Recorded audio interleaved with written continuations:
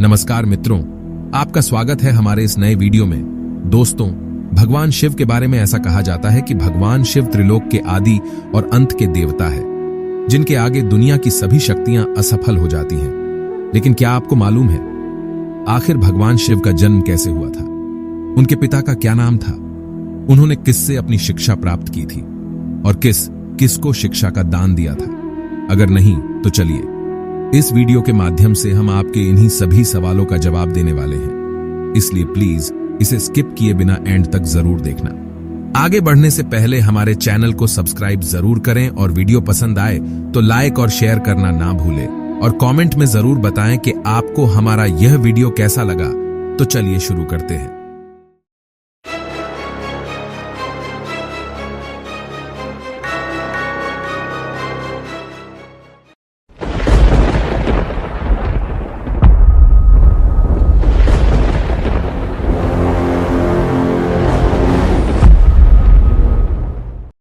दोस्तों, आज सबसे पहले भगवान शिव के जन्म से जुड़ी पहली कहानी यानी शिव पुराण की एक लोकप्रिय कथा के बारे में बताने वाले हैं। शिव पुराण के अनुसार भगवान शिव को स्वयंभू माना जाता है, जिसका मतलब होता है कि भगवान शिव का जन्म स्वयं ही हुआ था। यानी कि इससे एक बात तो साफ हो जाती है कि ना ही भगवान शिव की कोई माता है और ना ही कोई पिता। इसी कारण से भगवान शिव पंचतत्व से भी परे है, जिसके कारण से इन्हें मृत्यु का भी कोई भय नहीं है और इनकी मृत्यु कभी नहीं हो सकती।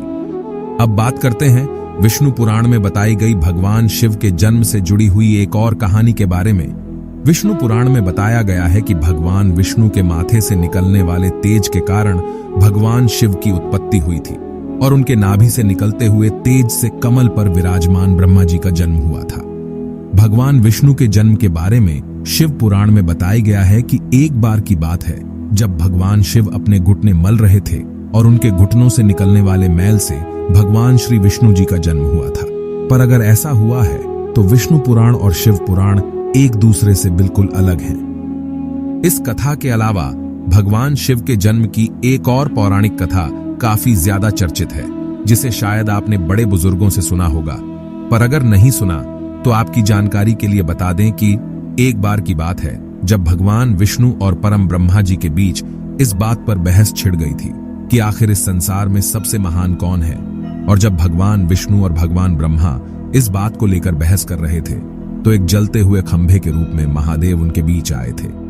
दोस्तों, वो दोनों इस रहस्य को नहीं समझ पाए और तभी अचानक से एक आवाज आई जिसने कहा कि जो भी इस खंभे का छोर ढूंढ लेगा वही सबसे महान कहलाएगा। ऐसा सुनते ही ब्रह्मा जी ने एक पक्षी का रूप लिया और खंभे का ऊपरी हिस्सा ढूंढने निकल गए। वही विष्णु जी ने वराह का रूप धारण किया और खंभे का अंत ढूंढने निकल गए। बहुत देर तक खोजने के बाद भी दोनों में से किसी को भी खंभे का छोर नहीं मिला और दोनों हार मानकर वापस आ गए। जिसके बाद भगवान शिव अपने असली रूप में आए और फिर भगवान विष्णु और ब्रह्मा जी ने यह मान लिया कि महादेव ही सबसे महान और शक्तिशाली है। इनसे बड़ी शक्ति इस दुनिया में कोई नहीं है। इसके साथ ही शिव पुराण में बताया गया खंभा इस बात को दर्शाता है कि नहीं भगवान शिव जन्मे थे और नहीं उनका कोई अंत है। यही कारण से भी भगवान शिव को स्वयंभू कहा जाता है। अब हम बात करते हैं भगवान शिव से जुड़े ऐसे विषय के बारे में जो सबसे ज्यादा प्रचलित है कि क्या भगवान ब्रह्मा भगवान शिव के पिता है? जी हां, इनकी ये कहानी लोगों के बीच काफी प्रसिद्ध है। तो आपको बता दे कि आखिर किस प्रकार भगवान शिव ने ब्रह्मा पुत्र के रूप में जन्म लिया था।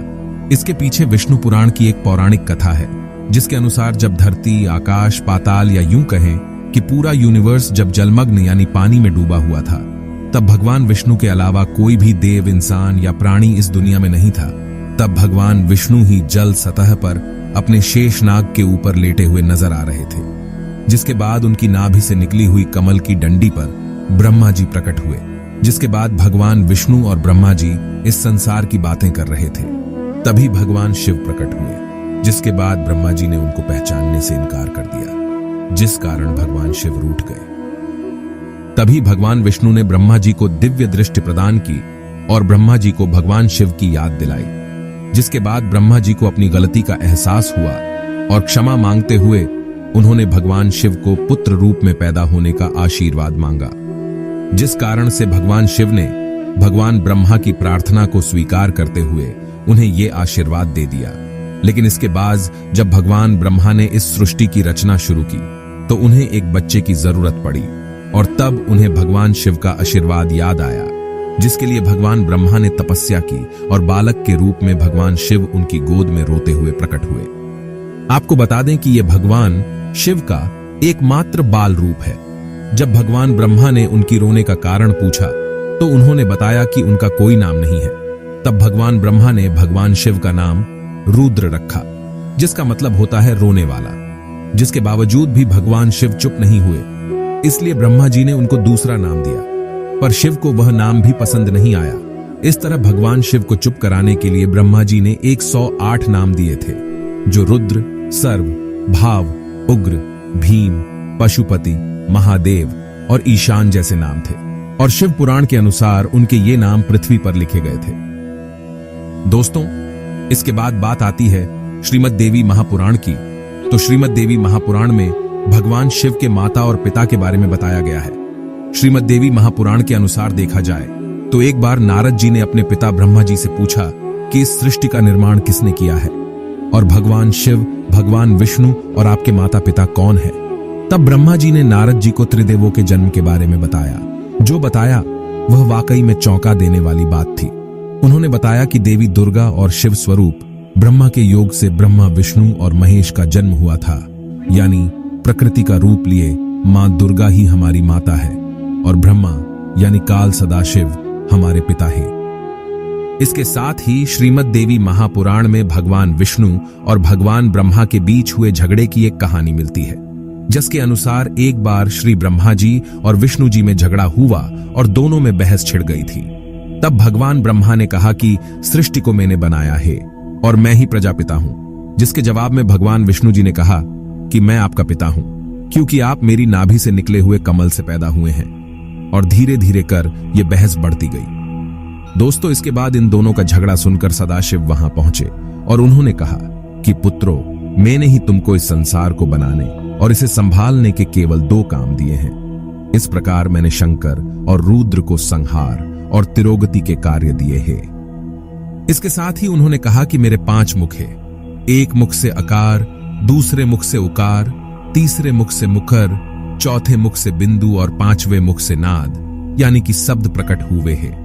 उन्हीं 5 को एक साथ मिलाकर देखा जाए तो एक अक्षर ओम बनता है, जिसे आज हम सभी भगवान शिव के मूल मंत्र के रूप से जानते हैं। इतना कहने के बाद भगवान ब्रह्मा और विष्णु दोनों ही समझ गए कि भगवान शिव से ज्यादा शक्तिशाली इस दुनिया में कुछ भी नहीं है, और दोनों ने भगवान शिव को प्रणाम किया और चले गए। चलिए दोस्तों, अब जब आप भगवान शिव के बारे में इतना तो जान ही चुके हैं, तो क्या आपको पता है कि आखिर भगवान शिव ने किससे शिक्षा प्राप्ति की थी और उनके गुरु कौन थे? हम जानते हैं, शायद ही इसका जवाब आप में से किसी को पता होगा, पर जिन्हें नहीं पता उन्हें बता दे कि भगवान शिव स्वयं ही इस संसार के गुरु माने जाते हैं, जिन्होंने इस संसार में गुरु शिष्य की परंपरा की शुरुआत की थी। आपको जरूर जान लेना चाहिए कि हिंदू धर्म के ग्रंथ कहते हैं कि ब्रह्मा जी और शिव जी इस संसार के सबसे पहले गुरु हैं, जिन्होंने गुरु शिष्य के रिश्ते की शुरुआत की थी। जहां ब्रह्मा ने अपने मानस पुत्रों को शिक्षा प्रदान की थी, वही भगवान शिव ने अपना ज्ञान केवल अपने 7 शिष्यों को दिया था, यानी भगवान शिव 7 शिष्यों के गुरु थे और उन शिष्यों को सप्त ऋषियों का दर्जा दिया गया है। दोस्तों, हमें आशा है कि आपको हमारे इस वीडियो से कुछ नया जानने को मिला हो। अगर आपको हमारा यह वीडियो पसंद आया हो तो हमारे वीडियो को लाइक और शेयर करना ना भूलें और कमेंट में जरूर बताएं आपको हमारा यह वीडियो कैसा लगा। और अभी तक हमारे चैनल को सब्सक्राइब नहीं किया तो सब्सक्राइब जरूर करें। धन्यवाद।